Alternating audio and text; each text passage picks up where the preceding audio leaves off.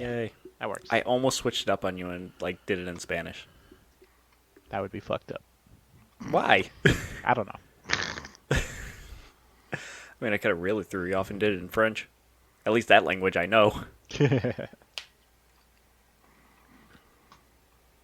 You speak French. Talk to me. Voulez-vous coucher à la moi? C'est quoi? I don't know.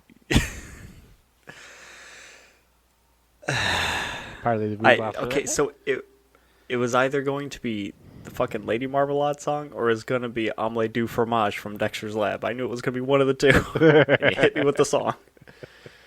So thank you for not disappointing. A little bit sad, but thank you. Come on, who our age hasn't seen Moulin Rouge? Me. Don't spit out your coffee. I really haven't. No shit. Okay. I just know the song. I've never watched the movie. I had no reason to watch the movie. Why would I? Because of the song? I don't give a shit about the song. Why? Anyway, it's nice to see you again and talk to you after a couple weeks, Blake. What are you talking about? We just talked earlier today. Okay, how about this? In a podcast setting format thing. It's been 2 weeks because the fucking, whatchamacallit, America Day. Independence Day, there we go. I got there. And my parents visited because Lauren turned 1. Yay! And you know about the party that we're going to throw later on in July. Yes. I would assume. Okay. I would hope that you and your wife talk. I would hope so too. But... You never know. Oh, let's set the scene too just before we start, since we kept bouncing back and forth and trying to decide how we're going to do this. I'm going to say we're going to hit you with the game information and releases and stuff for the last 2 weeks, I guess. Like some of the big name stuff that happened, especially the Nintendo Direct, because there were some pretty cool games that came out of that. Mm-hmm. But a bulk of this is going to be about the FTC versus Microsoft. I don't even know what you want to call it, because it had lawyers talking to judges and stuff, but it wasn't really a trial. It was more just stating your case and arguing for your team. I believe this is just part of the FTC injunction, but we're just going to be discussing the 5-day long trial that went on. And we got lots of juicy details that they probably should not and didn't want to come out with. Oh, both their companies are probably pissed about the shit that came out. It's like, well, it's out there now. What are you going to do? It's too late to redact it now. Especially with a Sharpie. Man, that whole day was messed up with the stuff that was coming out. But regardless, getting ahead of ourselves. How was your 4th? It was good. I burned to high hell. Mm-hmm. Went to Waterways on Saturday, and Sawyer had a blast over there, and came home with a sunburn. To the point that 2 days later, my skin was peeling and I had blisters. Yay! That's I have not gotten very many sunburns, and that scares me to think that you could just get that and get blisters. Like, well, thanks. Yeah, that's the first time that's ever happened. I've had my skin peeled. Don't get me wrong. Oh, me too. I've never had blisters. I'm like, immediately as soon as I saw that I had them, I'm like, I went right to my phone. Like, is this bad? Should I get checked out? Jeez. I think the worst I ever got was when we went to Hawaii for our honeymoon. I got red, and then I peeled a few days later, but it hurt to lay there. But it didn't blister up. But it was so painful to move.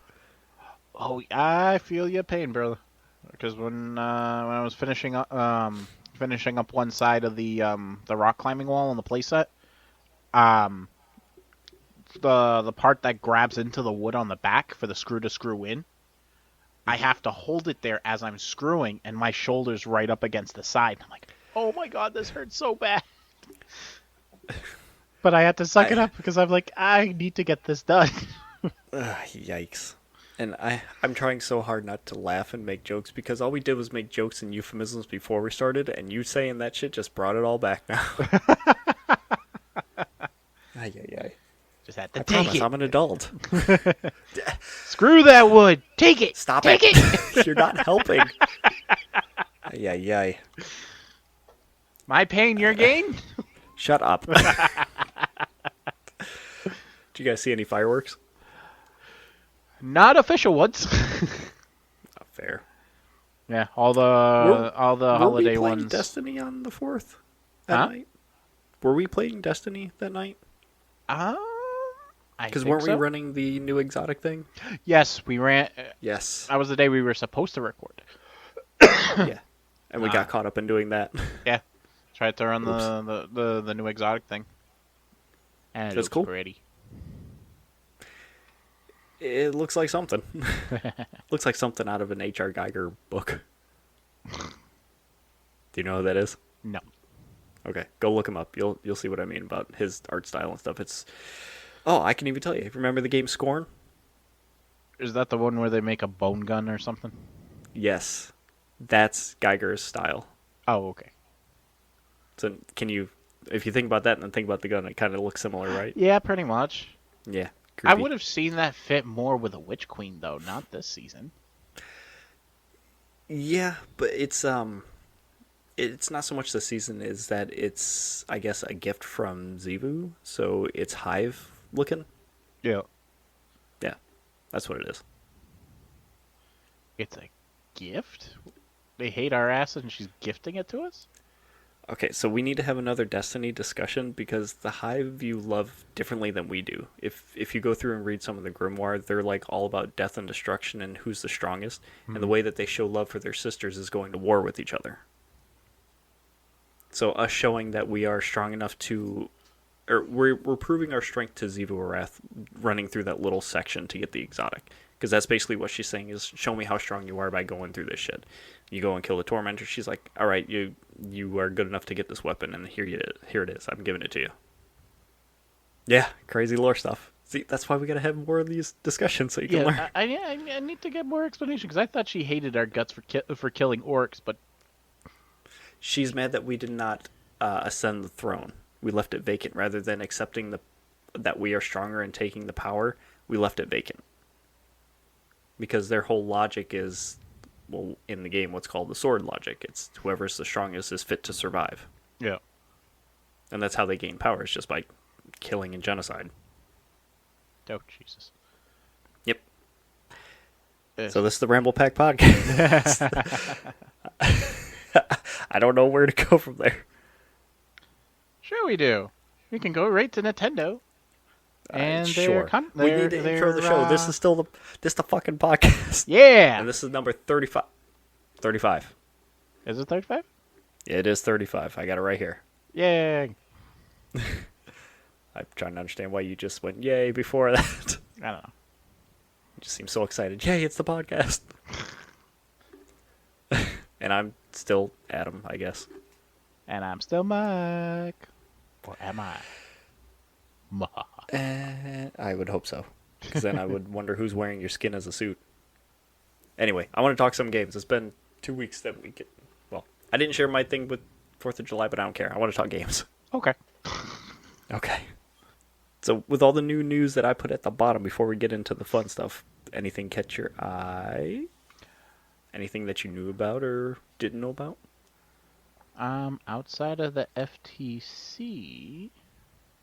I imagine that you kept up with Final Fantasy 16 since it came out.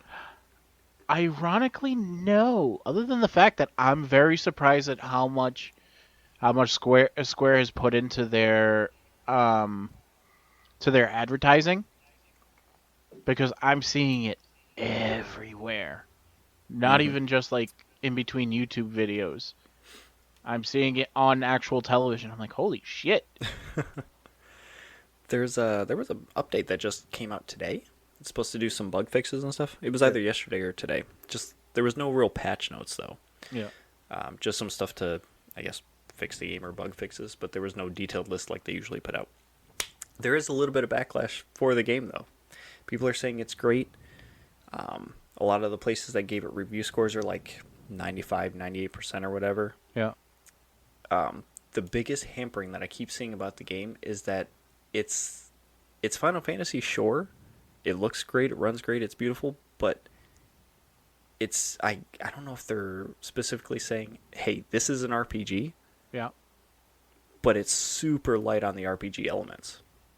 It's more of an action kind of RPG game rather than an actual Final Fantasy RPG style game. I would have to look. Like I strayed away from getting more reading up on it just because I wanted to be surprised when I do actually get the game and try it. Mm-hmm. But now I'm But intrigued as to what they're talking about. you just want to learn more about the systems? Yeah, because and I know it's probably not going to be a popular opinion, but they've gotten very stale as far as story wise and how to go about it. So this Well, seems apparently new. the story is way out of their normal wheelhouse. Yeah. Which is what got me so excited between it being pretty, it being outside of their norm. I want to see how it is. Whereas like the last previous installments, that their stories have been very linear, and yes, they've been RPG based, but still not like, I don't know. It was good. They were good. Don't get me wrong. It didn't catch my attention as much as the earlier iterations did. Mm-hmm. I feel like it's one of those things where it's like video games just hit differently. That's going to make me sound old, but I'm going to follow it up with back in the day. I just saw a meme picture that was like, I think it was 2003 was the year that they called out, but it was just a bunch of video game titles in a big old square that said video games in 2003 hit differently, and I'm like, oh fuck yeah, they did. 'Cause there was just solid games on that list. I'm like, the golden age of gaming has kind of come and went. Now we're just getting video game movies, basically. Like these AAA titles they're supposed to be big blockbuster epic action games and whatnot, and sure, that's what they are, but it feels like a movie production in doing so as well. That's why you see a lot of people kind of going to indie games and stuff, because they stick with one thing and they do it well, and then they tell a tight story in it, or you can just literally have fun for 2 hours, and that's all you really want. But it's always different. It's not more of the same or the same in a different package. I think you're hitting what I was trying to get at in a better way. That explanation makes a lot more sense. Where look at how 7, 8, and 9 were. Granted, those were wildly different between the three too. Right, and as granted for their time period, they were beyond. They brought the system to their capabilities. They showed what the system can do. I mean, dude, do you remember Final Fantasy VIII's beginning where you're running along an actively, animated battlefield? Right. And, like, the camera pans with you along and all the shit's happening in the background. You didn't see that kind of stuff back then. No. But at the same time, their stories were unique. They pushed it, but at the same time, it wasn't to the degree, the amount of work that they had to put in wasn't to the degree that they had to for the systems are now.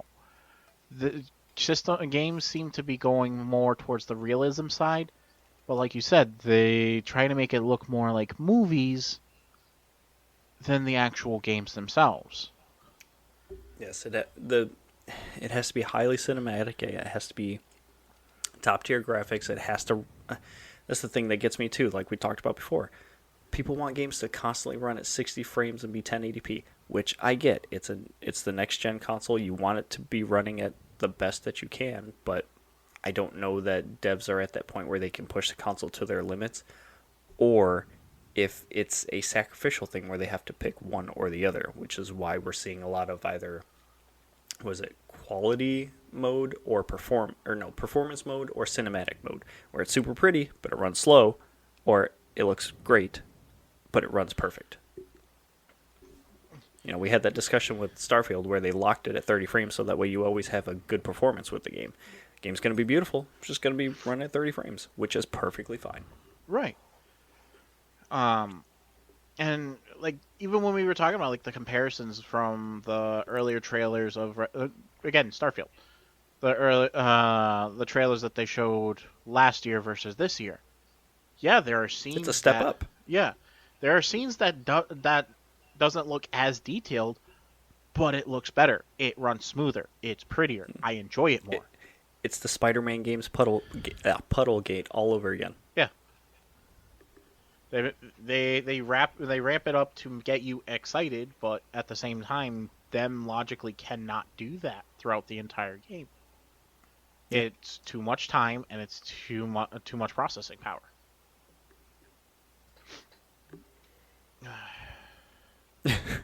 So speaking of water,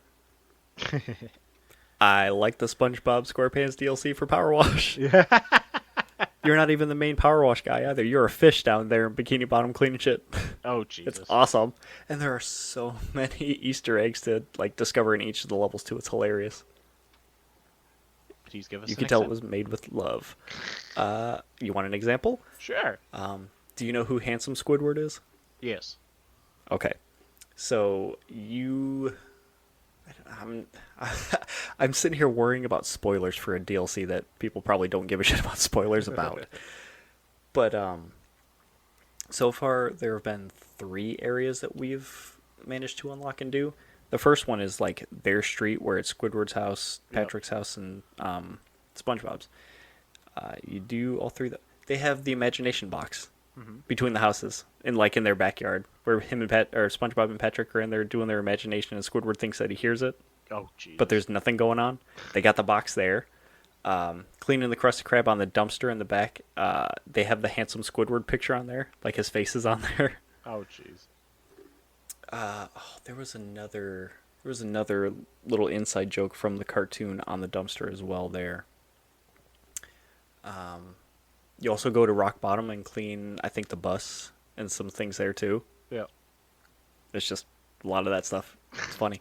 Oh, we're working on the this one is hard because you don't really see it that often in the episodes, but we're cleaning the paddy wagon, like the Krusty Krab's car that they used to deliver shit in.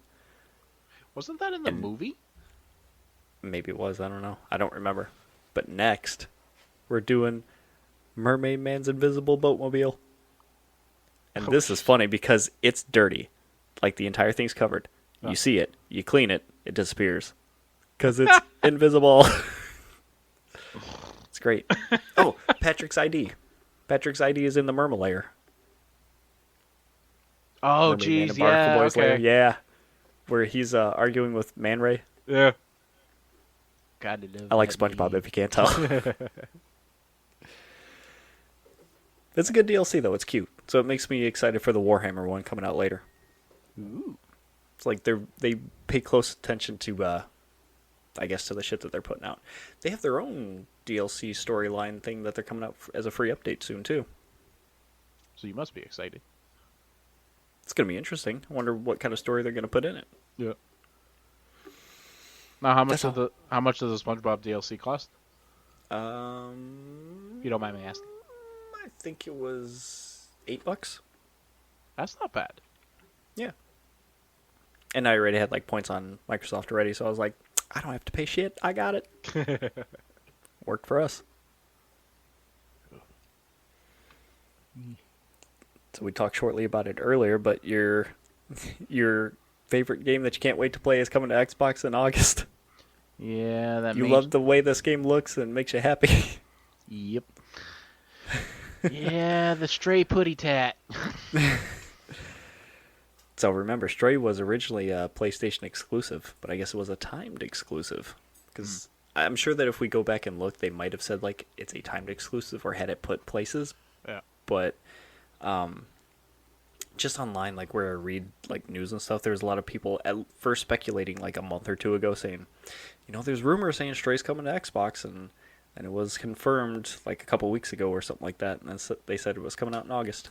Oh, it was also shown during, I didn't watch this yet, but the Annapurna Interactive had a, why'd I say the? Annapurna Interactive, the publishers, had a little showcase too, which I did not watch, but they showed Stray there and said it was coming to Xbox as well. I need to go back and watch that because that's the company I told you that publishes really beautiful games, and they're always like super artistic and different. Mhm. That's the one that had Gris or Gris, Gris, the one I told you to check out. Yeah. Super pretty. You keep the damn cat. I don't want it. I don't want to play the game. I don't give a shit. Cats are cool and all, but nothing about that game seemed interesting to me. It's stupid. Oh, you... okay. We haven't played the game, so let's judging a book by its cover. But you share the same sentiment as a couple people online, too, so there's some merit there, I guess. Yep. You had some feelings about this earlier, so I want to know more about how you feel about it. About Overwatch 2 not getting any more story modes after them saying we're not doing this, and then giving us PvE story modes, or story missions, and all that stuff, and then was like, no more until 2024. Yeah, it's basic. I have a quote there for you directly from one of the developers, too, as to why. I'm trying to scroll up to it. I just think, without actually looking into more information, just reading that one statement pisses me off.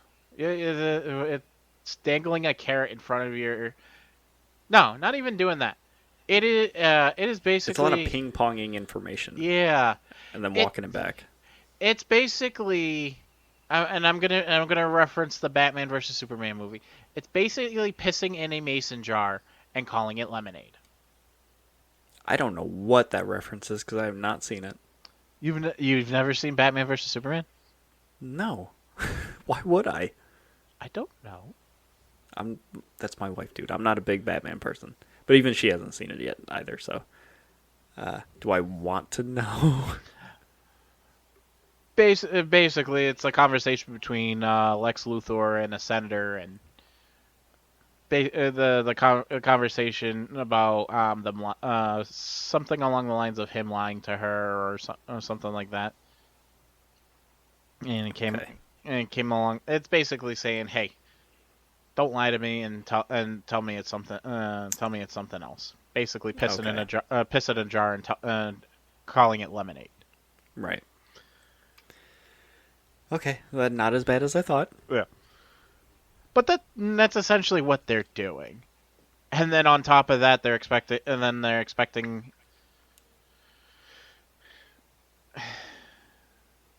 they promised something, they promised something, took it away, said, "Oh, you want it? You're going to have it, but you're going to pay for it." Now they're taking it away again. Make up your fucking mind. I would say it's less of taking it away and more of like maybe they didn't have anything else in the pipeline. Like they put all their focus on generating these missions and probably cinematics for it and stuff and getting that situated. Well, and then setting up additional seasons. Like just based off of how Bungie does their seasons and how they prepare for each one, I'm going to assume that they have things planned out months in advance and start working on them as time gets closer. Yeah. They might... I mean, they've had some turnover too recently, and some people either stepping down, moving on, or moving somewhere else. Mm-hmm. And not to mention, they've lost a lot of like the main leads from Overwatch 1 that kind of helped set the ship on the course it was. Yeah. So I assume with all the shit that's been going on, all the issues that Activision Blizzard had, and now the merger thing that's going on, there's probably a lot of crap that's going on to where they don't have enough hands, or it's just in disarray. Mm-hmm. Because the way it reads to me is like they focused on one part of it, got that up and running, and now they're putting things together for the next seasons, and that's just not on the table, or they're just not going to have enough time or resources to do so.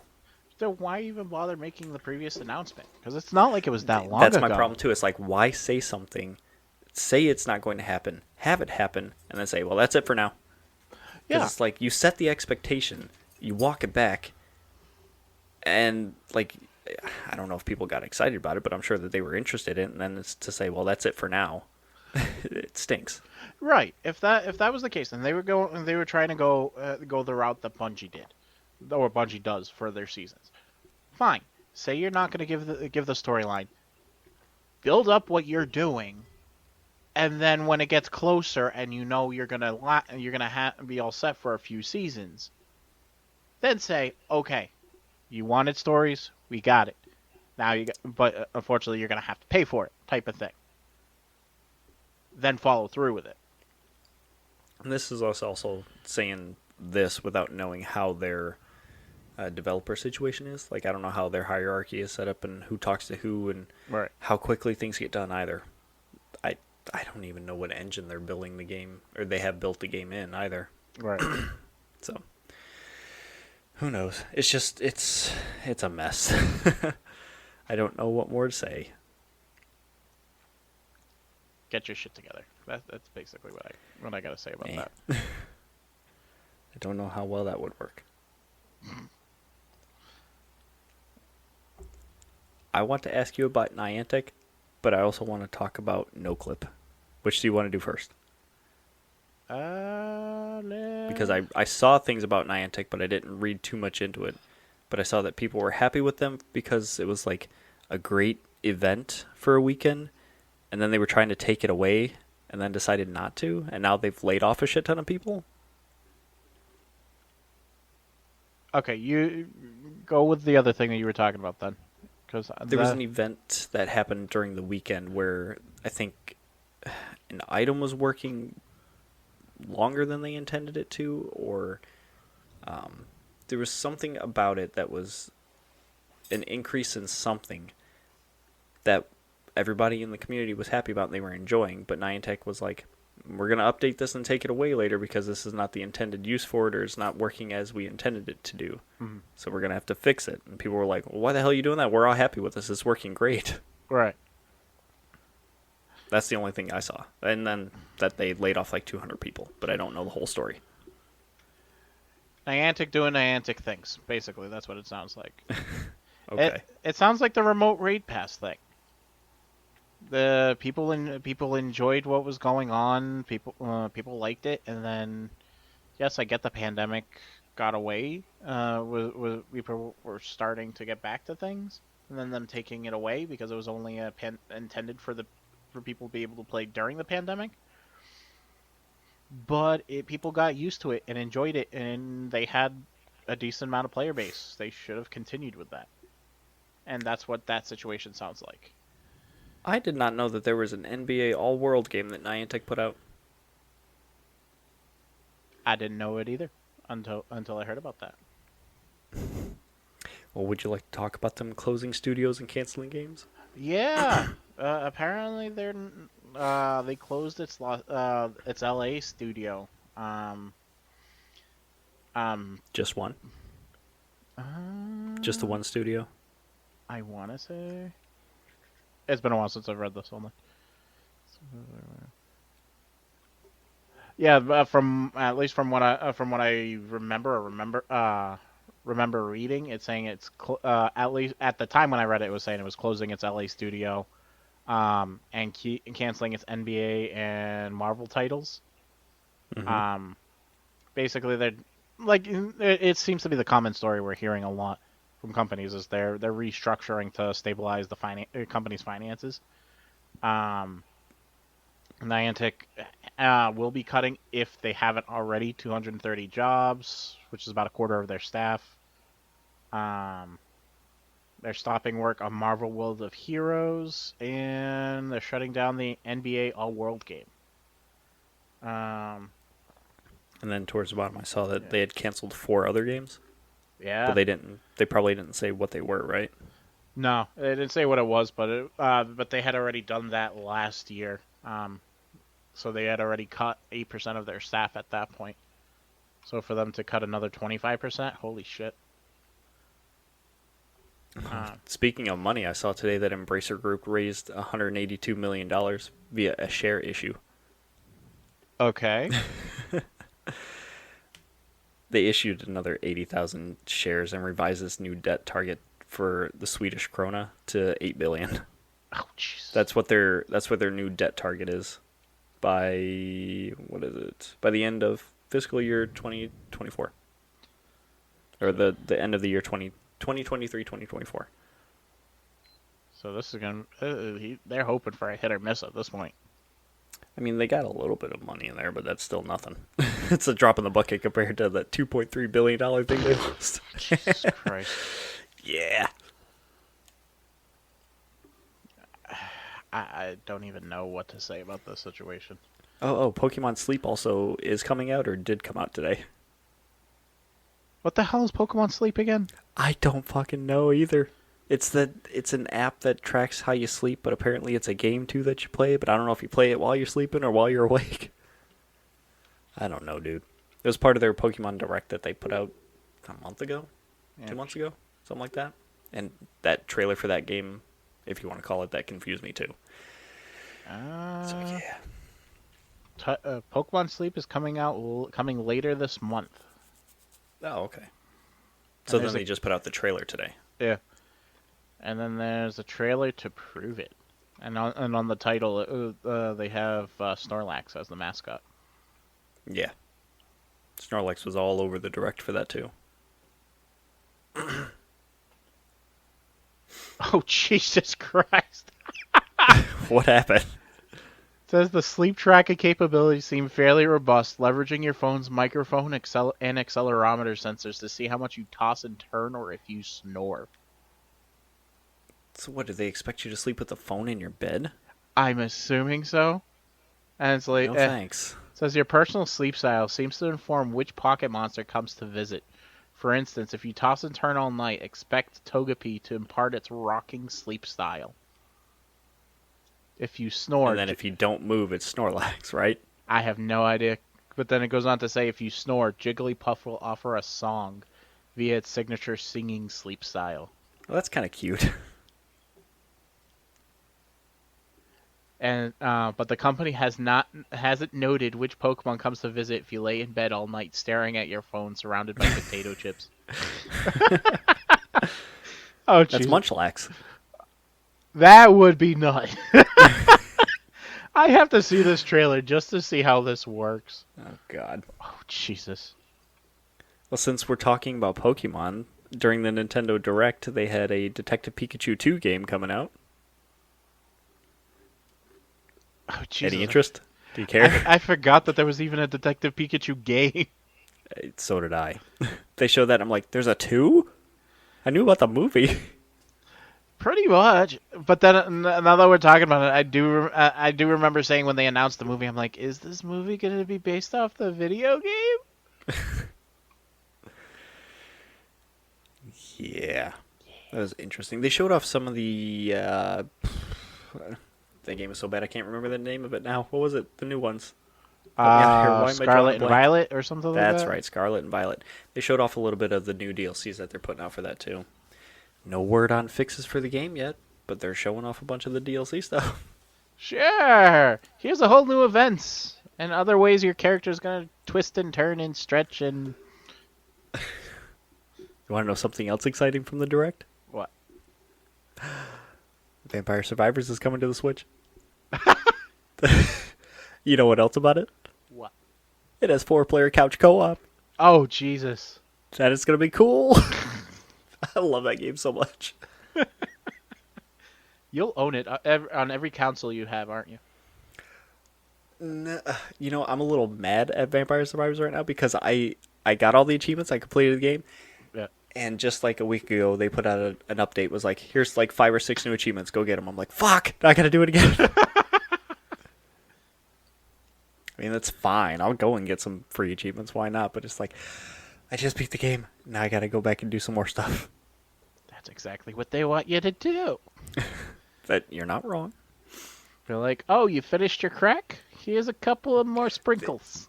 They did tweet out an apology, too, saying, sorry, you got to redo your completed achievements. Ouch. Not all of them, just the new ones. Just, Oh, you got to okay. do the 100% again. Yeah, I worded that bad. Their tweet was a lot more eloquent. I was going to say, if they make you redo the whole fucking thing, I'm going to No, be fuck like, that. fuck I would you. not. I'd uninstall the game, be like, nah, I'm good. I did it once. Yeah. I'm all set. Here's something I want you to look up. Look up the game Myth Force. MYTHFORCE. I thought this looked super cool. It's first-person fantasy role-playing game. Okay. I want to say that it's a roguelike too. I don't remember if it was or not. But the style of it, it looks like a Saturday morning cartoon.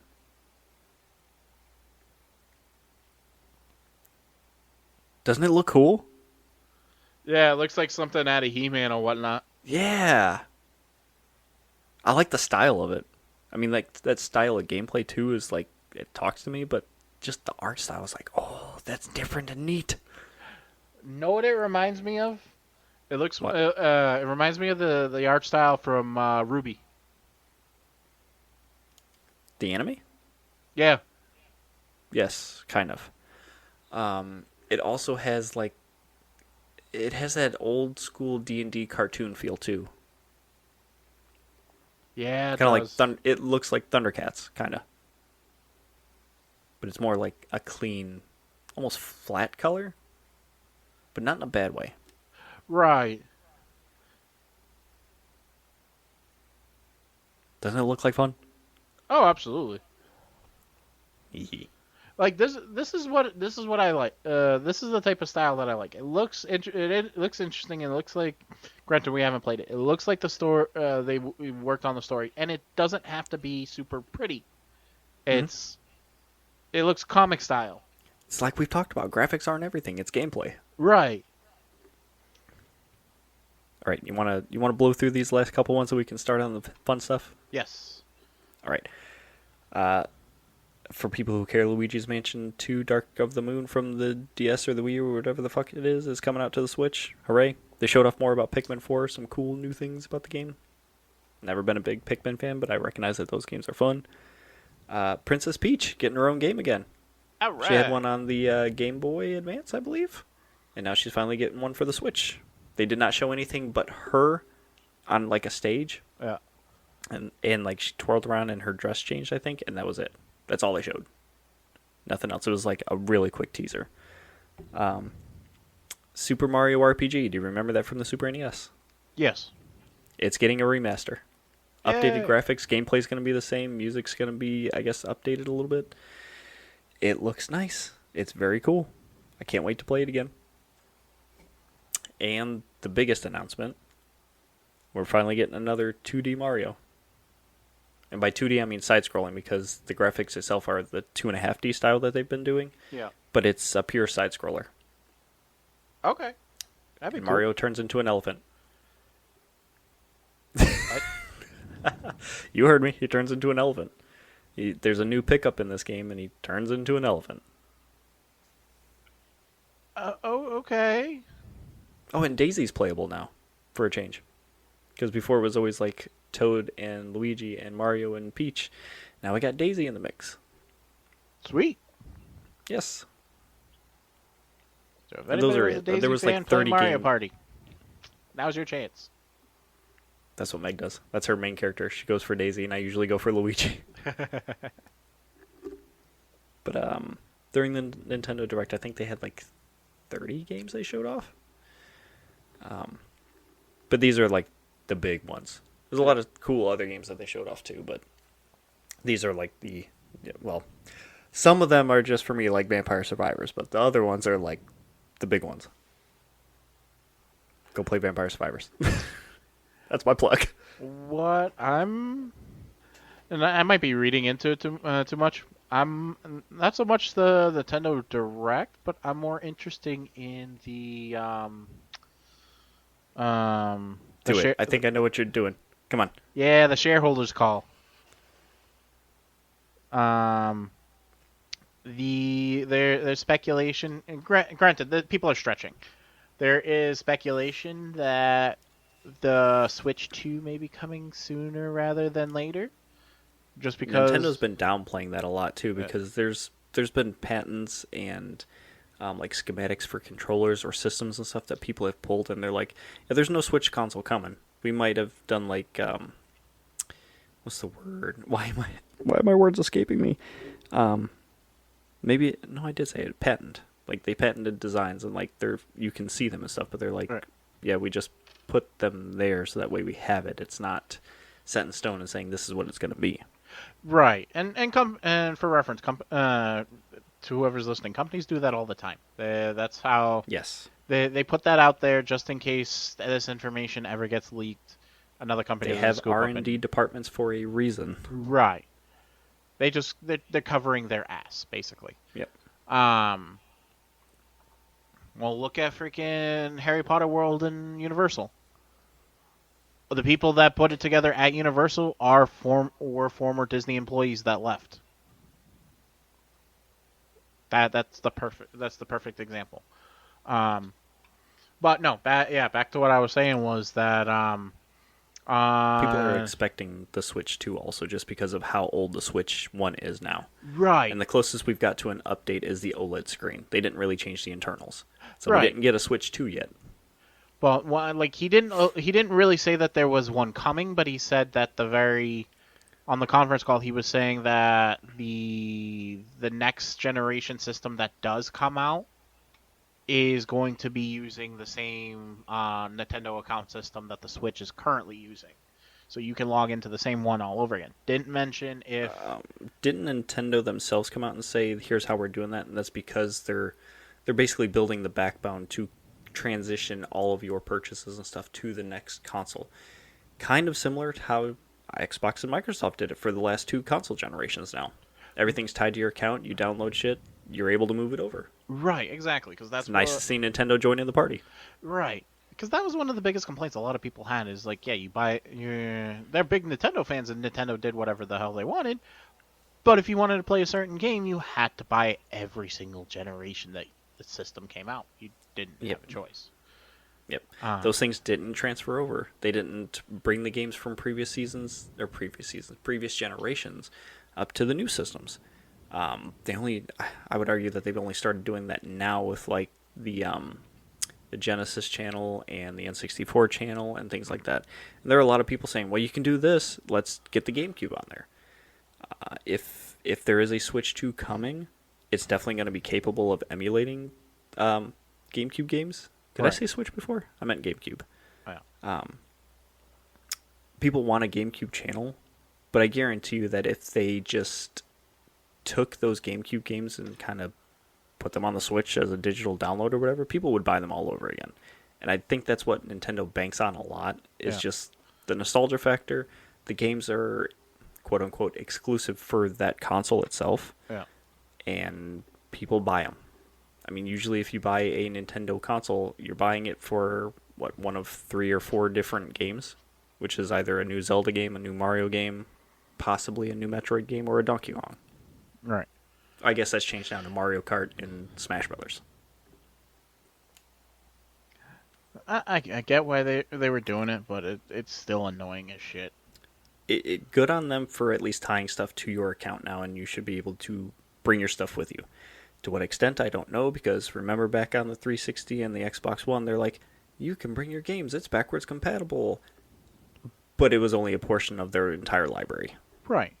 And even then, look at when the PS3 first came out. It was supposed to be backwards compatible with PlayStation, PlayStation 2, and PlayStation 3 games. Mm-hmm. But because the hardware couldn't handle it, they got rid of the PlayStation 1 on the next iterations. And people were flipping out about that. So I think it's a good step in It's a good step in the right direction. I guarantee I'm gonna shoot myself in the foot and probably contradict myself later down the line. That's okay. You have 2 feet. Yeah. It's having access to saves and stuff like that. From console to console, I think that's a very good idea. I probably wouldn't be opposed to buying the game itself, but at a discounted rate. If they're really gonna do that, again, the same situation. Don't piss in a jar and call it lemonade. You're gonna sell me the same damn game 3 systems in a row, and make me pay full price every single freaking time. That's kind of shitty. They do that already. A lot of companies do that already, unfortunately. I mean, perfect example, I was excited for Tales of Symphonia to come out, right? Yeah. I paid full price for that game. They didn't mark it down or anything like that, and it's worse than it was on the GameCube. which is unfortunate. And that's my problem. They're banking on the nostalgia factor. They're making you pay full price. And the game's and what you just said right there, the game is worse than it was on the original system. Mm-hmm. On a better system, it is doing worse, which means you guys didn't do jack shit to it. Yeah, there was probably like no performance pass on it to see what was going on and make it run well. Right. And it just doesn't make sense that a decade and a half old console can run something at 60 frames even if the graphics look fuzzy, but now it runs at 30 and it chugs and takes forever to load on things. Right. Makes no sense. There was no optimization done. And I think that's what the problem with a lot of PC ports run into too. Which is fine. Well, it's not fine, but like if you're gonna make me buy the game all over again, make some enemies, and you're not gonna do something, if you're not gonna do it, then don't make us pay a ridiculous amount of price. We're gonna buy. If we're gonna buy it, we're gonna buy it regardless. But don't slap us in the face. Mm-hmm. Is what I'm saying. Oh, we didn't bring up the fact that I don't like how a lot of these places put out this information because it wasn't somebody that hijacked the call. He bought shares in the company to gain a seat so he could call in and talk about Splatoon 3. Yeah. It wasn't somebody that hijacked it. He bought shares in the company so that he had a voice and wanted to talk about the game. Which his gripe is ridiculous. A little bit. That game, it doesn't matter if you're male or female as the Squid Kid.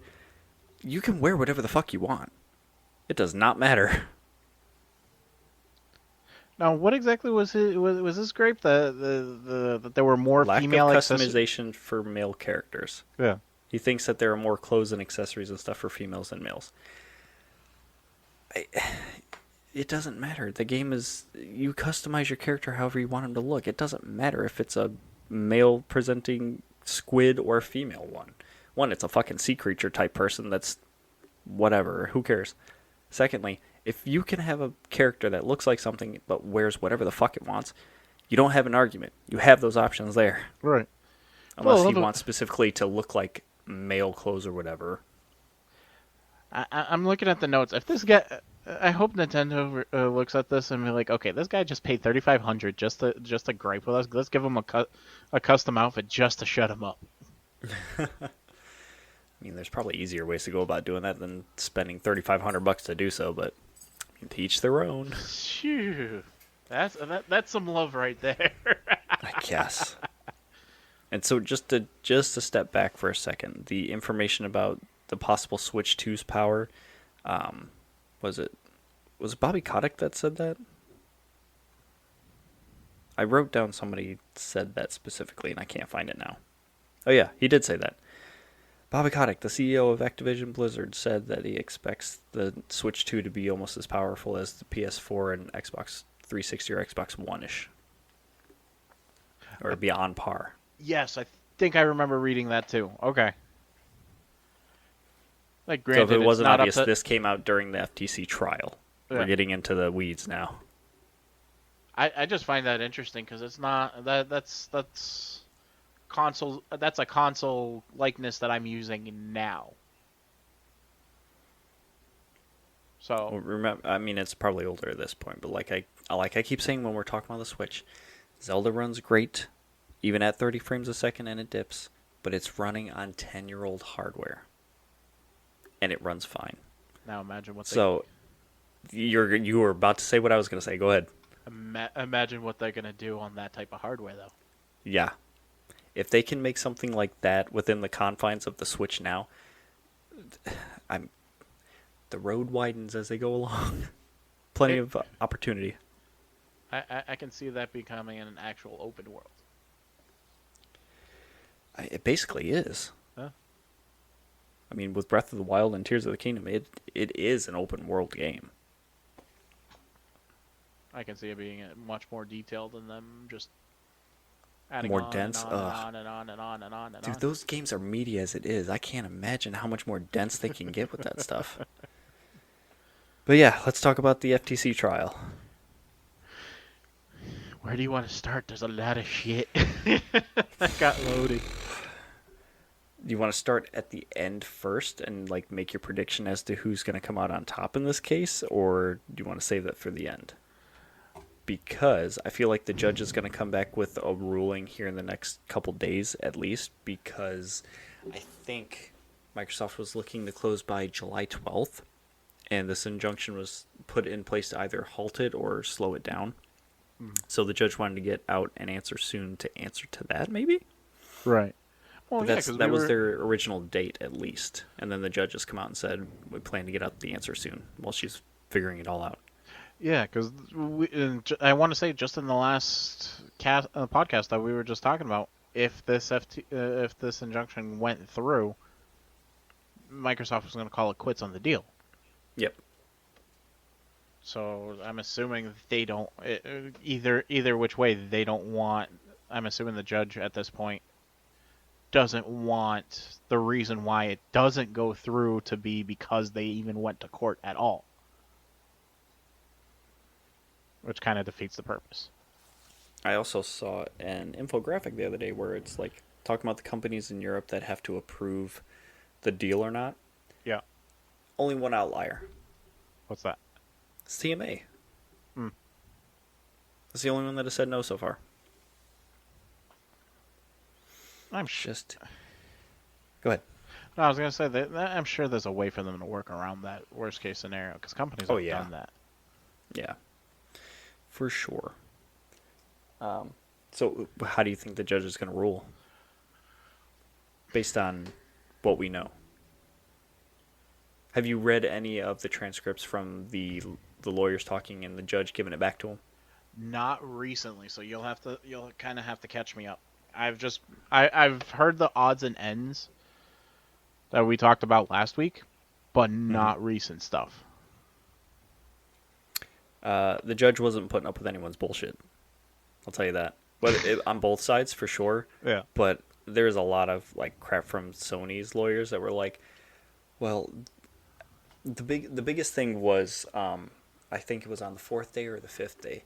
Yeah. The Sony lawyer was talking about how the merger is anti-consumerism because it would help Microsoft control the market and it would damage Sony's market share because they wouldn't have Call of Duty if they made it exclusive. Mm-hmm. And the judge was like, this isn't about Sony. This is about the consumer and how it's supposed to damage them.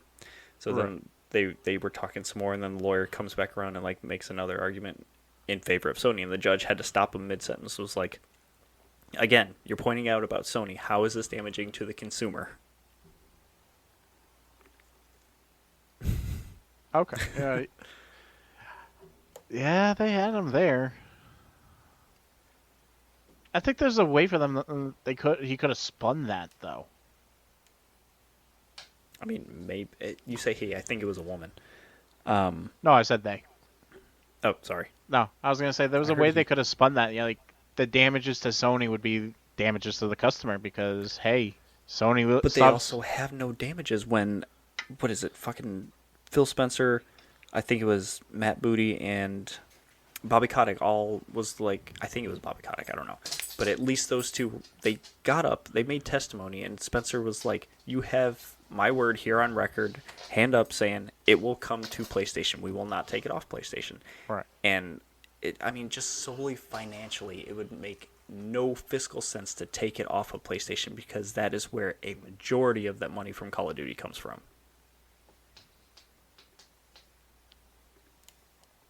That particular game, yes, makes no sense. But with that same, did they end up speaking more about like Starfield, basically? How that was originally supposed to be a PlayStation exclusive. They bought not originally a PlayStation exclusive. That was the rumor that Jim Ryan wanted to buy the rights to that game. Okay. And because of that, Phil Spencer, I guess he went to the heads at Xbox and was like, hey, this is what I heard, or this is what I was told. We need a win here, so let's buy Bethesda, and that's what they did. But that kind of speaks in opposition of what he was saying, or what they talking about, where exclusivity.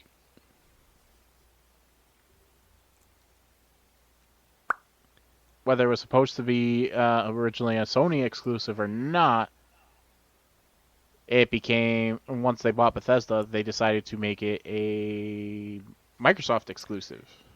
I've got two things for you really quick. Yeah.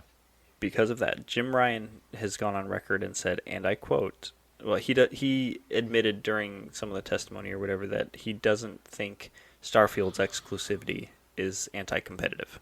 He's fine with it. And he's quoted as saying, I don't like it, but I have fundamentally no quarrel with it. I don't like it, but I don't view it as anti-competitive. How? I am right. How did they legitimately? I'm sorry, I keep cutting you off. You're asking how? They more or less started this whole exclusivity issue, as far as I know. Like, they started buying companies or opening studios and saying this game is only on this system now. Now, the judge argued in favor of God of War, saying, yeah, that's a Sony-owned studio, so of course they're going to make it exclusive. But when they buy other studios and then take those games and make them exclusive, then it gets even difficult. And I think Sony was like one of the first people that did that.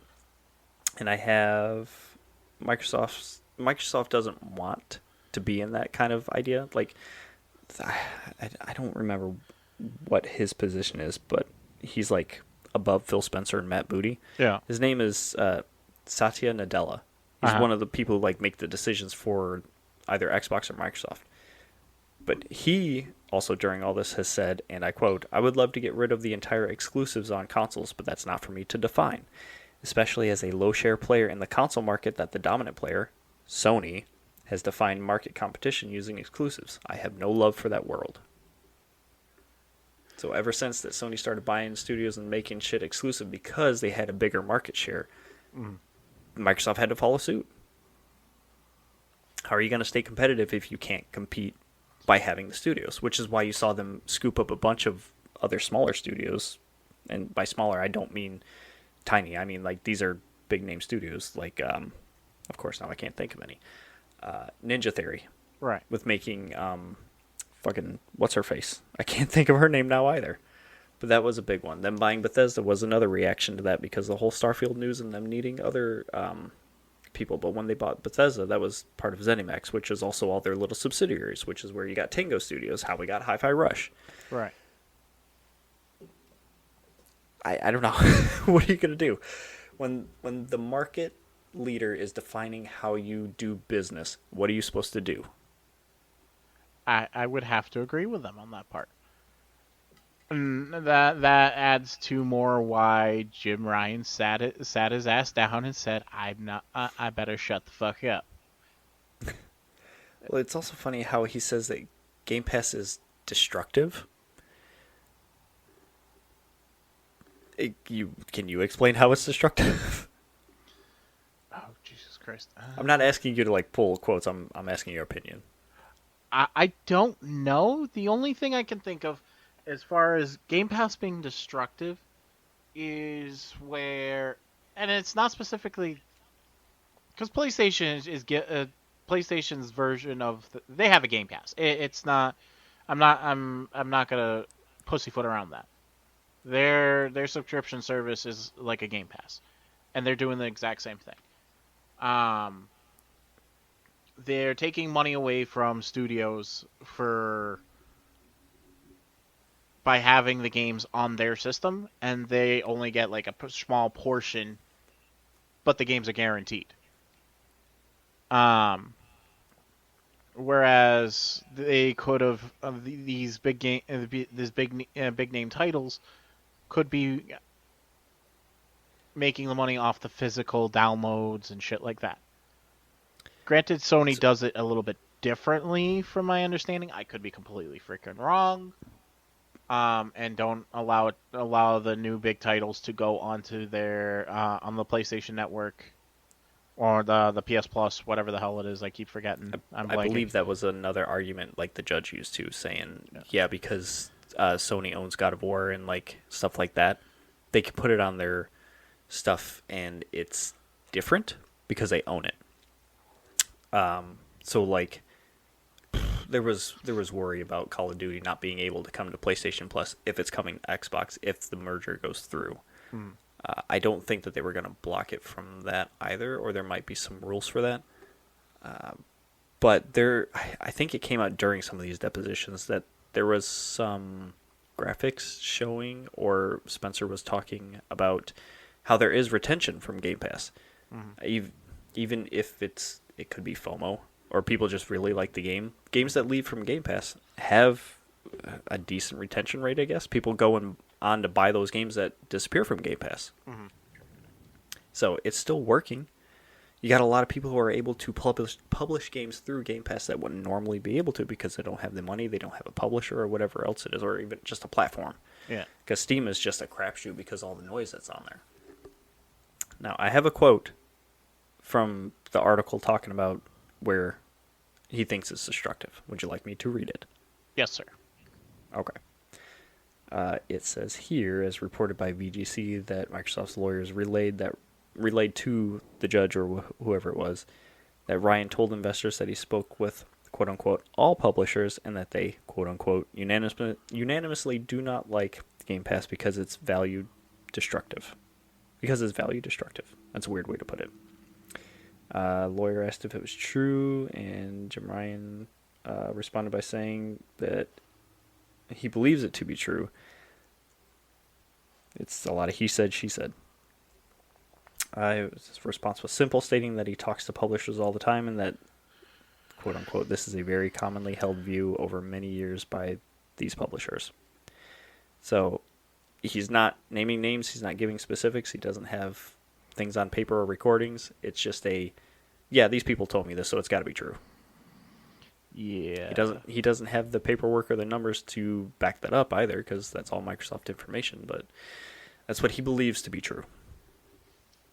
So, not a fact. Yeah, basically. Especially when you have developers that have come out and said, it's great, it helps. What are you going to do? Yeah. I think as far as way this case is going, it's going to bring a lot of things to light where people are going to rethink the exclusivity thing, and Sony's going to That's what they are now, but it's different too. They're not focusing on the right thing. Right. What fucking kills me about this is that no matter how many times Xbox and Phil Spencer and whoever else has gone up and said, we're not going to keep it off PlayStation, we're not going to take it away, we're not going to make it harder for people or anything like that, they just harp on that. And that's not the biggest thing. It should be the focus on, I guess, what the CMA was complaining about. It could be that they would have an unfair advantage in the cloud gaming because they have infrastructure and things already set up that's years ahead of Sony. Right. I don't even know what more I want to say about the next thing because I have an idea as to why they might be pushing this so hard. But Microsoft has already said that they plan to make a 10-year deal with them anyway. What's the other thing? I found out through all this stuff too, apparently, that PlayStation only has a PS4 version of Minecraft. So on the PS5, you are playing the PS4 version. Because Sony refused to work with Xbox to be able to create the PS5 version of it. They didn't send them a dev kit or anything like that so that they can work on it. So they're stuck with the PS4 version. Yeah. Minecraft is everywhere. Minecraft makes a shit ton of money for Xbox.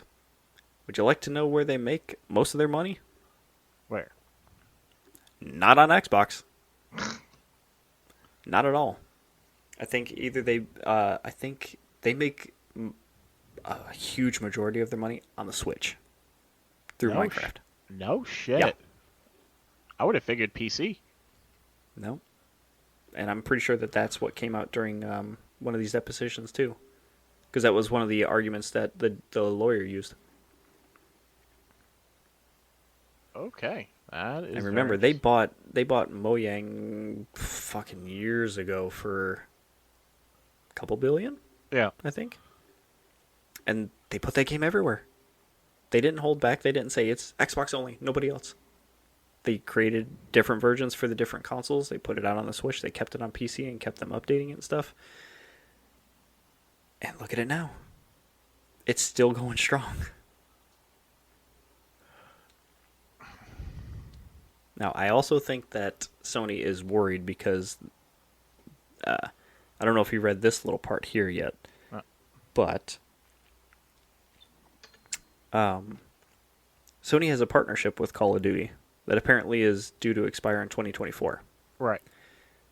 The only catch with that is it does not include Call of Duty 2024, should a game be released then. Right. So effectively, their partnership will end this year, even though the contract states next year. There is also some information that people either saw or glossed over that one of the lawyers let slip that a Call of Duty is coming out in November. There hasn't been any word about it or anything like that.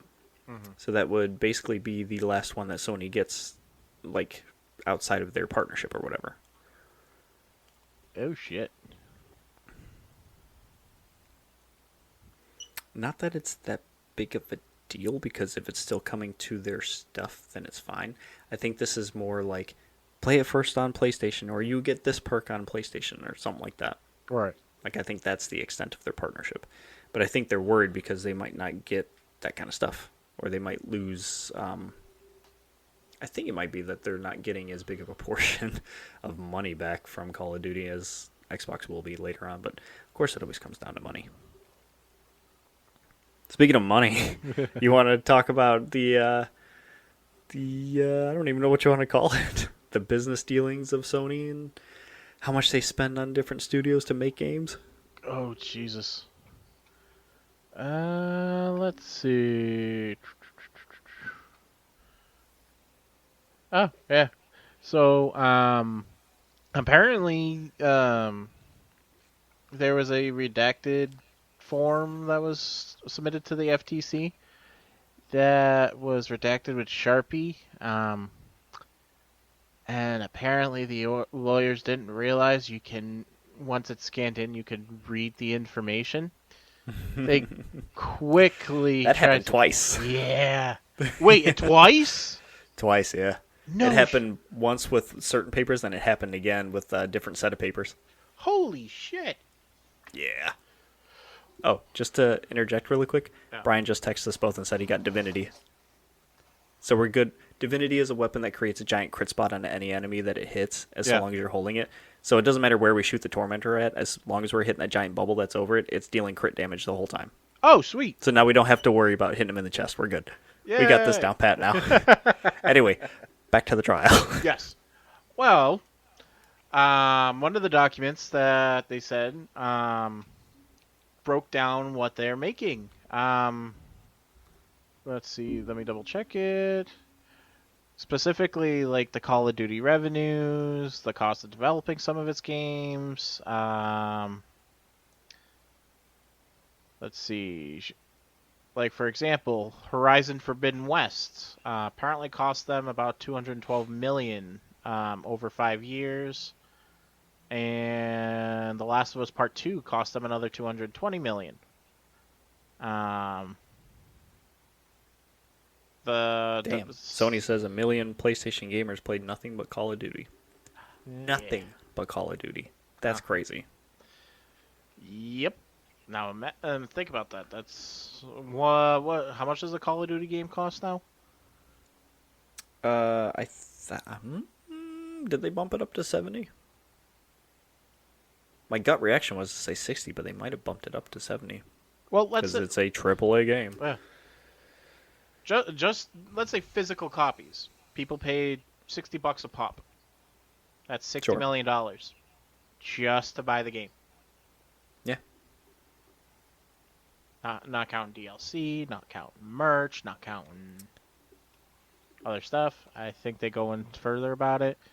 Let's see. 2021 over 14 million ? Users spent 30% or more of their time playing Call of Duty. Over 6 million spent more than 70% of their time on COD.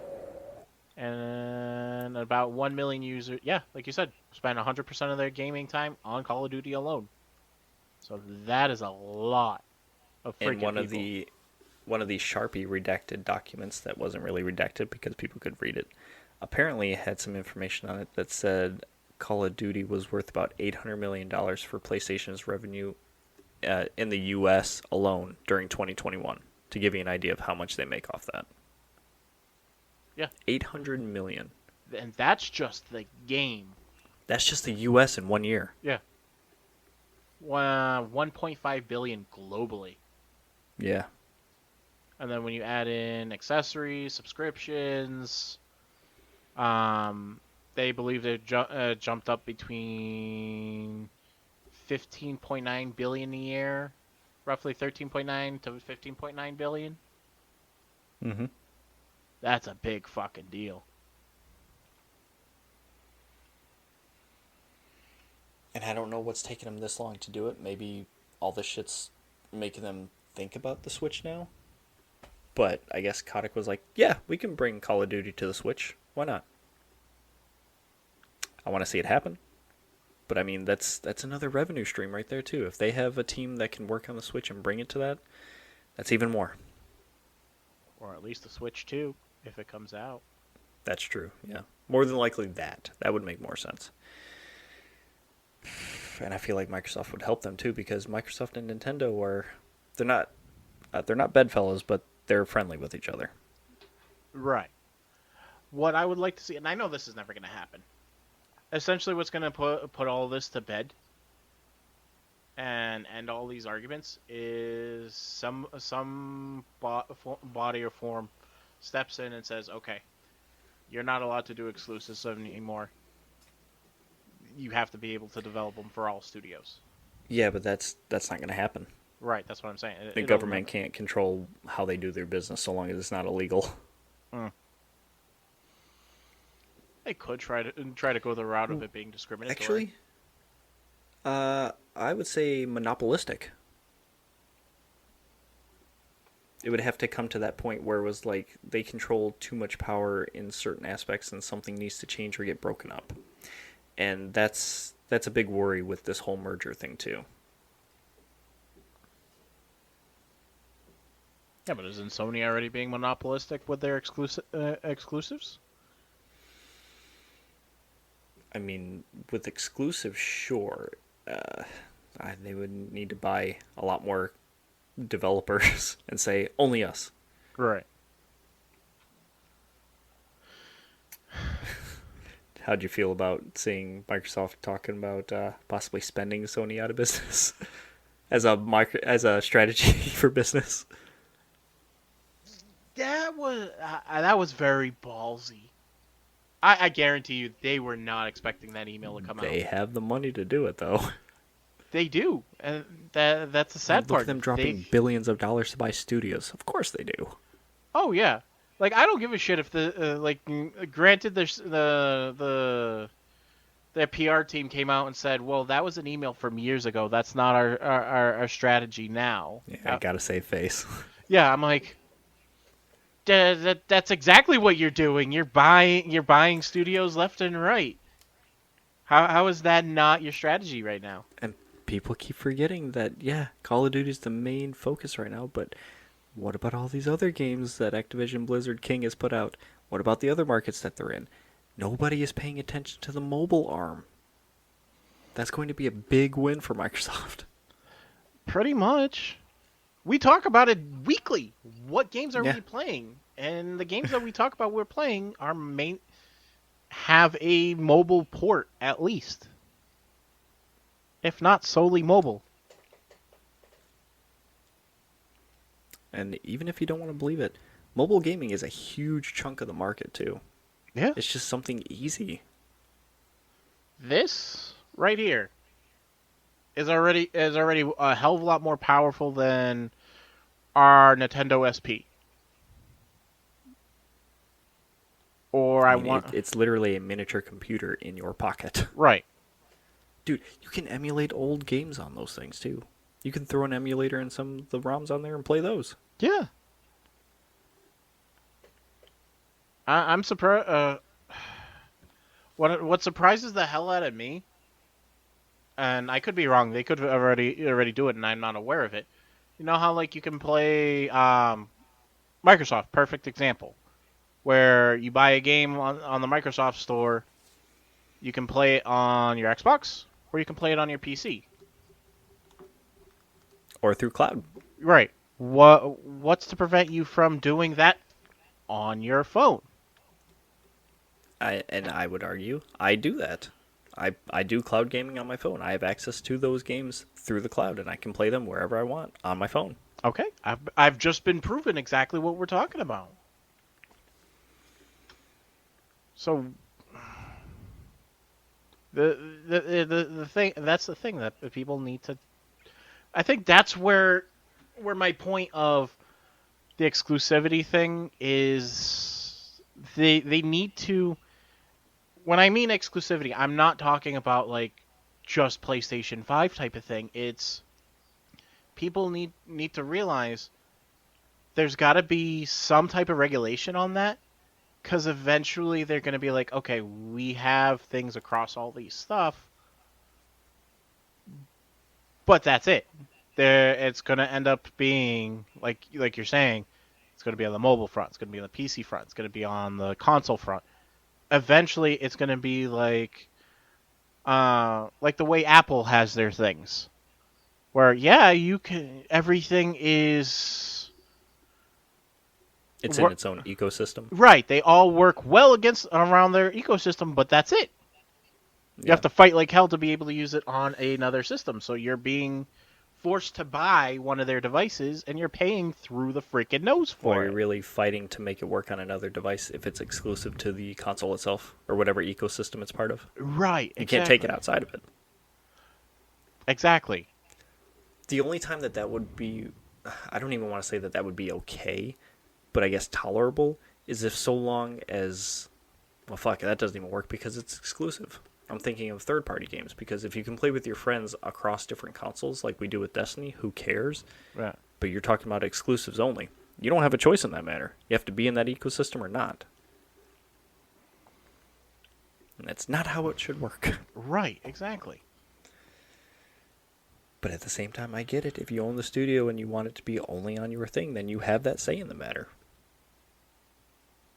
But I do have a problem with them just scooping up studios and be like, we own you now. You only make games for us. Because that kind of hurts the gaming economy. Right, because eventually there's not going to be any more independent developers. They're going to be like, oh, we're Microsoft's bitch, or we're Sony's bitch. All this argument and conversation about this shit has like kind of boiled down to money and stuff. Right. If money's such a big fucking deal, then why are there exclusives in the first place? Why not just change the revenue share that you get between your competitor? Why not have your studios make the game and say, okay, we'll put this on your console, but you only get X amount from it? Right. Because they're doing the work. The developers, that studio's developers, are the ones putting in the work. So Right. They're the ones that have to handle the power. You just distribute it. I don't know. Like, I get it and I don't. Because you own the console, you need to have a library to support it. What better way to support it than to have your studios make games for that console? But you're also cutting your nose off to spite your face, because you're cutting off another revenue stream because you can get it from your competitors' consoles. You just have to strike a deal with them. Right. It's just, it's ridiculous competition and people having money fights.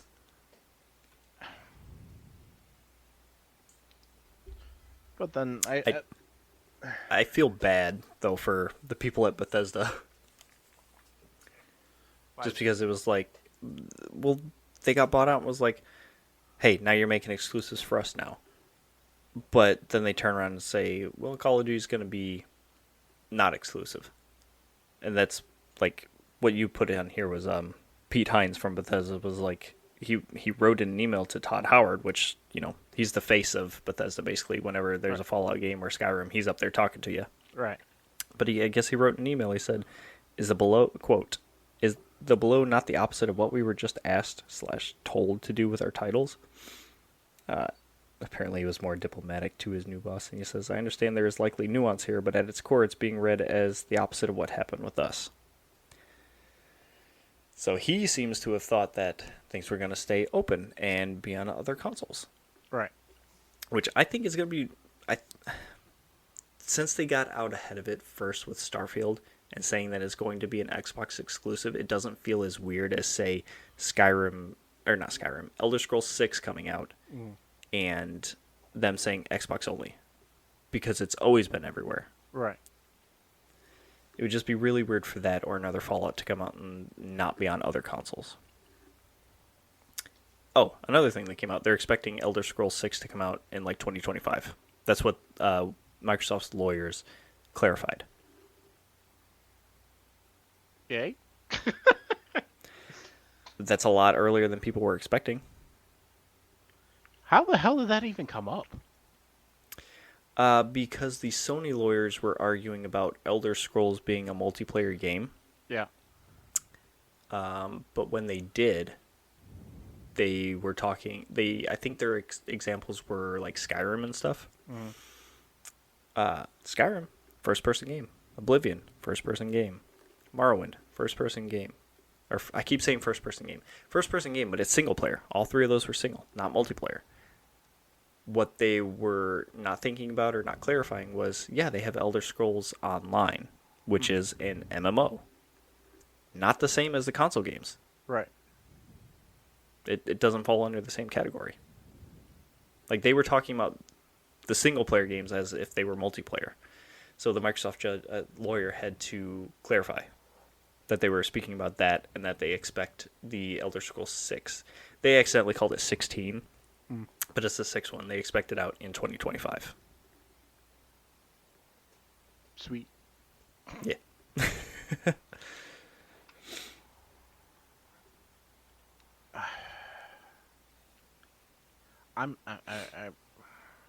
Oh, another exciting thing. Yeah. Even though this does not confirm a damn thing. But we didn't even talk about how Microsoft had thought about buying Bungie. Mm-hmm. Who else was it? I can't remember. Square Enix too, right? The Square Enix and Bungie that they had mulled over possibly buying before. Mm-hmm. I'm just going to read this quote from Microsoft's people about, because Bungie's got Destiny, they have Marathon coming out, and people were thinking Marathon was going to be their new game Matter, but apparently it's not. Microsoft expects that game to come out in 2025 sometime as well. No news has come out about it. As far as I know, they haven't talked to them about it.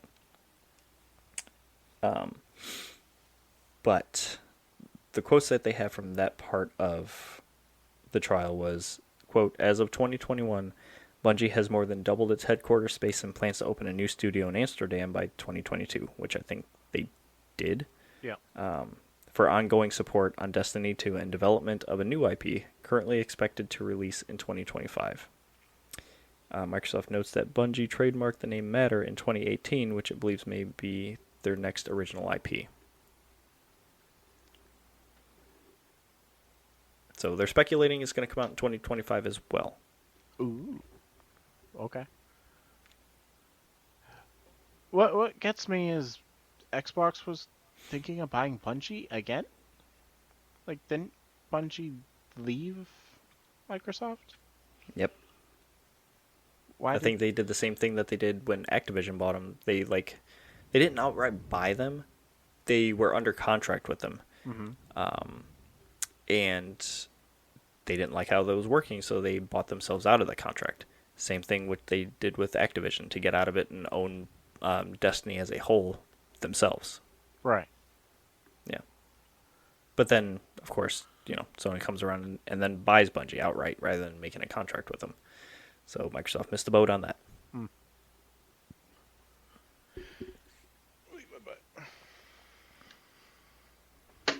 Ow.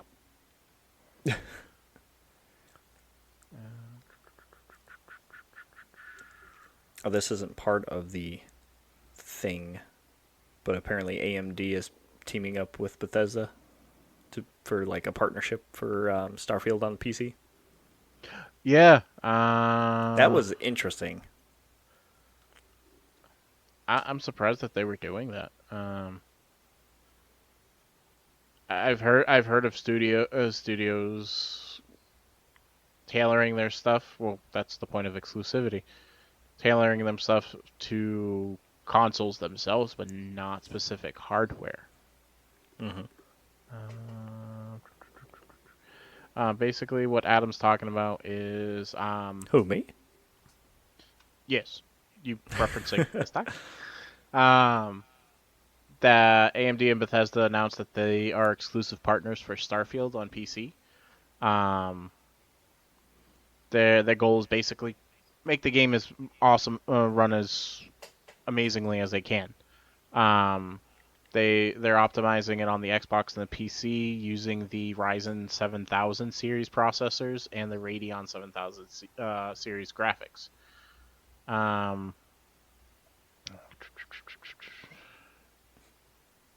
The producer Todd Howard mentioned that AMD engineers had been working with Bethesda on Starfield's codebase, deliver SSR2 image processing and upscaling. Quick, what does that mean? I have no freaking clue. You tell me. You're the coder. I don't know. It means it makes it pretty. I am a coder. I am not an engineer. I did not create graphics cards, nor have I built a computer that I know what is going on. So I can't give you that answer. Okay. Fair enough. There are some worries by the player base that because of the exclusivity, they're missing out on technology from NVIDIA, such as the company's ray tracing systems. Which I can see the reasoning. According to filings from the current FTC Microsoft trial. This is just this little side saying that it could have been a PlayStation exclusive, if not for Microsoft's acquisition of ZeniMax. So yeah, that has nothing to do with that. Sorry. But it makes sense. And when you think about it, it makes sense because then you're like, you know the limits of the hardware. Essentially, that's what developers do with the systems themselves, except now they're specifying to specific hardware itself, which makes sense. Which also helps with also the explanation as to why it has to be an Xbox exclusive. Because if they're optimizing it to certain hardware, at least Microsoft can force their systems to have this certain hardware, whereas you can't do that with Sony or Nintendo.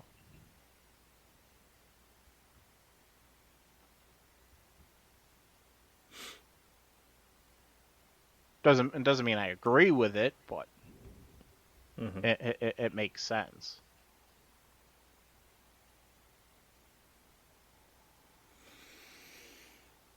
I feel like we need to take a deep breath after all that. There's a lot of information. I mean, there was 5 days of this stuff. Oh, Jesus Christ. Yep. I give a lot of credit to that judge in putting up with all that shit. I appreciate that she seemed to understand what was being discussed and could keep up with what was going on rather than having them clarify it. She stepped in with her own understanding. It was like arguing for and against both sides, saying, well, you said this, doesn't this interfere with this? Or you're claiming this, but what about this? Doesn't that go against it? Or how does this help you? She clearly knew what was going on for the most part. Right. Which, like, I know this is kind of like a tangent off of, like, the thing.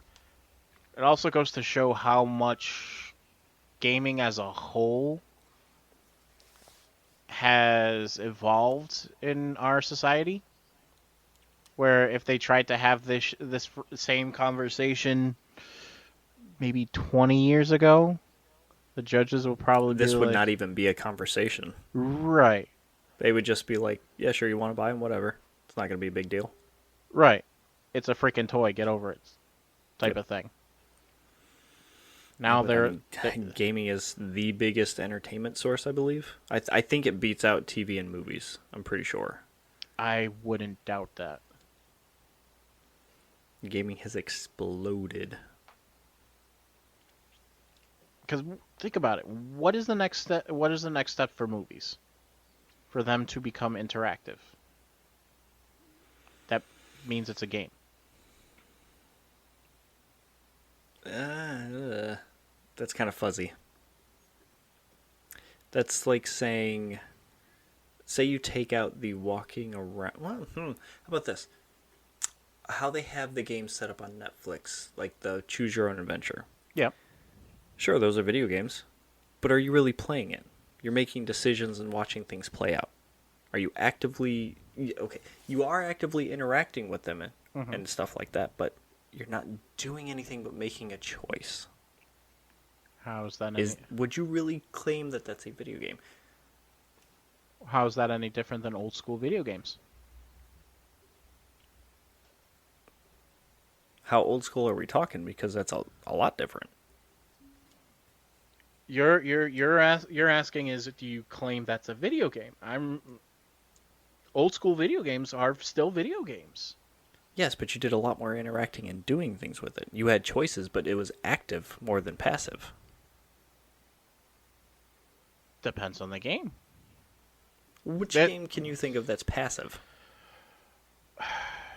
Trying to remember the name of the freaking game. And I mean like it's old school. Actually, one of the old school Zelda games. They tried to make a TV version, like an animated version of the game. Let me look it up. Hold on. You're talking about the fucking CDI games, right? I think so. There's two of those. Those were games made by somebody outside of Nintendo that were on discs. Those were actual games that you interfaced with and played. They were side-scrolling Zelda games. Okay. For some reason, I thought it was like it was a choice-based game or something like that. Yeah, don't try me, boy. I know my Zelda. Now, there are games like that where like you type in what you want it to do and then it has it do it in the game and stuff like that. They had old-style games like that because that's some of the early PC shit that I remember playing. So they still had those passive type games. But I don't know. It's to me it's unfair to say that those aren't video games, but it's not like the definition of a game because it's passive. You know, movies are passive. You're enjoying them by watching them. A video game is more interactive. You're doing something. I'm trying to... That was a long pause. Are you okay? Yeah, no, I'm trying to think of how... Like, I'm seeing it from your point of view, and I agree with it, but at the same time, I'm trying to see how to best interact with it. I would say movies need to be more immersive. Like the 3D technology is getting better. Yeah. Not a lot of movie companies are utilizing it. But how much longer until we get in like a little pod and then the movie is projected all around you and you can see all the angles and whatnot of it? I would argue that would be more of a step towards the next step of entertainment. Yeah. Whereas games would be interactive, like physically interactive next. Okay. Yeah, because as we're talking about this, the more I'm starting to think of Smuggler's Run in Disney World. Mm-hmm. Granted, yeah, would you say that's a ride or a game? It can be both. Okay. Because it's actually interactive. What you do affects it. But essentially, the core of it, it's telling a story. Right. It's its own mini movie. Okay, there we go. That is the next step, or what I think of is the next step that will bridge the gap between movies and video games. I will agree to disagree, because that to me, when like I step back and look at it, it's way more of a video game to me than anything else. Okay. And it's just because you are actually interacting with things and making things happen. And you don't get anywhere if you don't interact with that stuff. or if you do get it to take off, nothing really happens. You don't get to see much of the quote-unquote ride if you're not interacting with it and trying to do your best. Right. Okay. Yeah. All right. That's just my argument. That's why it's called an opinion. Yes. They're like assholes. Everybody has one. And some people are one. Hi. Nah, you're fine. I'm a good asshole. You're less of an a-hole and more of a b-hole. I feel like I need to take another deep breath. There's a lot of Goose debate fraba. this episode. That's been fun. I like talking. Talking shop is fun. I should start saying this at the end of every episode. I love video games. They're fun. They are. For Christ's sakes, we would be up till midnight, 1 o'clock playing Destiny if we didn't love video games. All right. You good? You think you want to call it? Yeah, Since it's midnight. I think we've touched on everything. Yeah, we talked. Well, I don't feel like we accurately portrayed how it's swaying, but I don't feel like it's really swaying one way or the other. But in my opinion, I feel like Microsoft has a leg up. My overall opinion about it is, before the trial even started, it was going to happen either way. It was just You think the merger is going to happen? I think the merger was going to happen either way. It was just a matter of the way a lot of the articles I was reading prior to the actual trial was they were speculating either the trial goes through and the merger happens at the end of July, or something happens where they say, "Oh, you need to fix this," or and then at that point they merge at the end of August. Oh, speaking of that, I got the date wrong. It wasn't the 12th. It's the 18th that they wanted their deal signed by.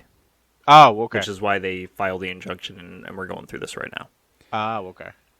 But, yeah, I was thinking the merger was going to go either way. It's just whether or not there was going to be stipulations included in it. Right.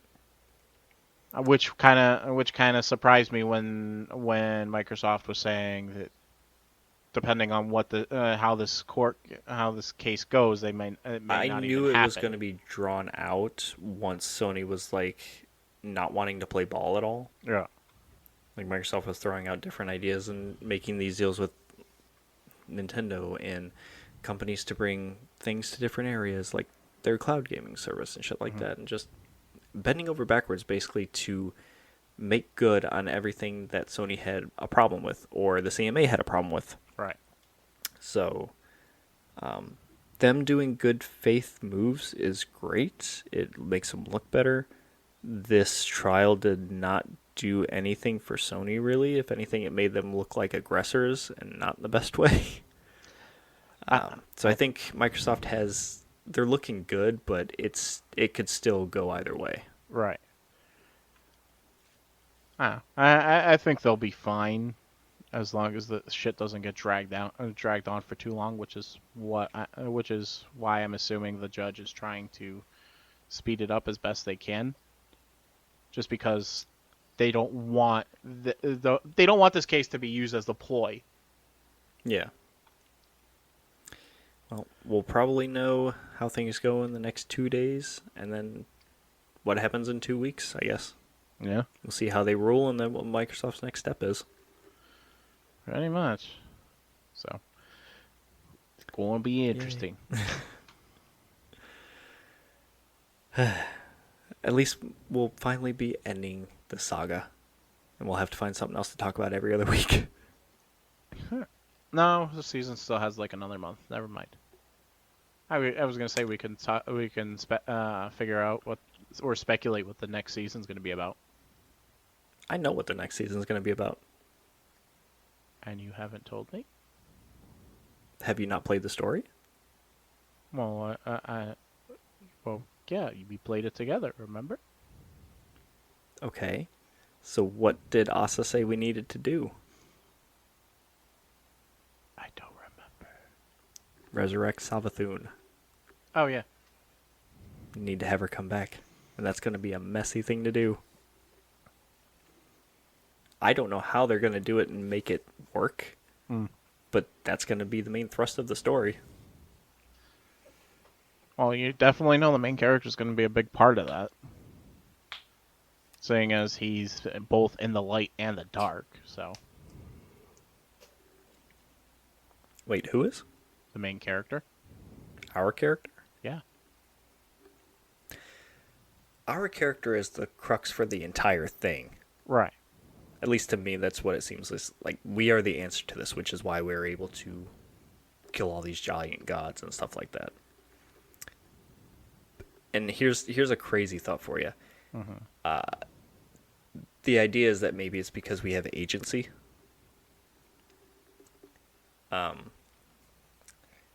So this is not confirmed, but it's a crazy out there kind of idea.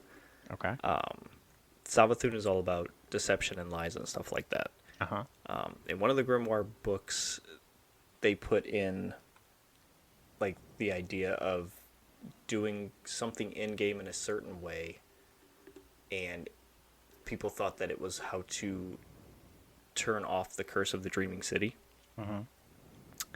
A player actually did that in game, and instead of anything happening, basically they made it to where Savathun came to our reality and was taunting the character and was like, you wasted all your time, you did all this and did nothing. And in game, in the grimoire books, there's like this idea where we are on like this plane. You can't see above you, but there's like a step above that can see everything that's going on below it, like reality wise. And the idea to live forever is basically people remembering you and thinking about you and the stuff that you do and talking about you all the time. So even if you die in one reality, you're not dead in the other one because your essence is still on by people talking about you and thinking about you and stuff like that. Kind of like the idea how Oryx was able to resurrect Savathun and Xivu after killing them. Like he'd spread lies and deceit and waged war, which is how they were able to be resurrected. This is just another way of doing that. We, the player in the game, are super strong and are able to do these things because we, the player, have the agency over the character in game and can make that happen. Yeah, that is why I think our character is like the crux of the whole thing. Okay. Yeah. Very spacey. Little bit. Do. But that idea makes sense and adds to like what we were talking about as to why Cade exists in that trailer that we watched. Holy crap. And Bungie thought all this stuff and wrote it out in Planet, so imagine how smart those guys have to be to put this shit together. Holy fuck. Take our money!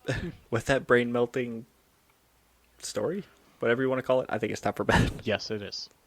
Go dream about different realities. Don't you ask me, you say it. No! Where can you find us? Everywhere. We're everywhere. Except for YouTube. I'm still working on that. I'm lazy. It's been a busy 2 weeks. Yes. I will get to that. We'll have a new icon soon. We'll put some shit up on YouTube. But we're on Spotify. We're on Google. We're on Apple. We're on... Anchor's not even a thing now. Now it's like podcasting for Spotify. But we're like on all the shit. You can find us on Twitter and Facebook, on Instagram as well. Woohoo! It's all Ramblepack Pod on everything. Yay! Or you can find us. I'm not telling you where to do that, though. Find it yourself. Anyway, it's time to go to bed. Are you not going to tell me bye? You're just going to leave? Okay, bye. Yeah, that's what I thought.